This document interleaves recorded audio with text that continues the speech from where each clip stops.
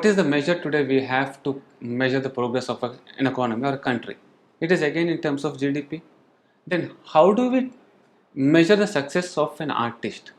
A.R. Rahman becomes uh, the greatest musician, not because for the kind of music he creates, but just because he is the highest paid music director in the country. Virat Kohli is the greatest cricketer. Once again, for the endorsements he gets, not for the batting genius he is basically. I'm not saying he's not a great player, but the way, the lens we approach, the lens we adopted to judge, to measure one's genius or whatever, creative genius, is again in terms of money. Right. So this way, we have centered every aspect of life around economy, which ultimately is not making us happy. So from this we have to progress towards, because every human being craves happiness. So if that is the ultimate goal of every human being, then whether this particular approach is making human being happy or not, we have to revisit. Happiness differs from individual to individual. There is no one standard rule to make everyone happy. If we realize this, then the kind of theories we develop, the kind of policies we make, everything should align towards this understanding of human nature. Right. But unfortunately, the kind of models we have today, once again, be it Marxism or capitalism, which have in their origin the Christian anthropological beliefs, wherein a human being is described as an economic rational man, or human being is a bundle of desires.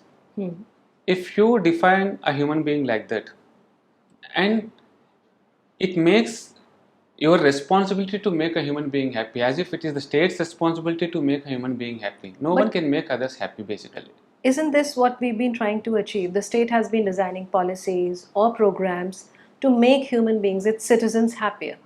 Exactly, that is precisely. But how can the state define what makes an individual happy? Because happiness differs from one individual to the other. So for one, the monies may make him happy. For one, the artistic genius he provides may make him happy. So in the present system, we do not account for all of this. We standardize and we tell that croti kapda makan will eventually make every person happy. So everyone has to strive for it. And in the process, it is the responsibility of the government to take care of these three things. Instead, the state's responsibility is not to make the individual happy, to create an environment to enable him to make himself happy. Okay. State should not become an hindrance, but unfortunately today state taken up the responsibility of making an individual happy and creating a mess out of it. Wherein recently I came across a newspaper wherein it was stated that 98% of the Americans, one time or the other in their lifetime, visit a depression center.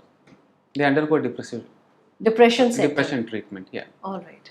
So what is that? And at the same time, we all know that the moment that strikes, or whether it is economically or statistically right or not, America is treated to be a developed nation, the richest country in the world, at least, as on the basis of GDP or on the basis of per capita income.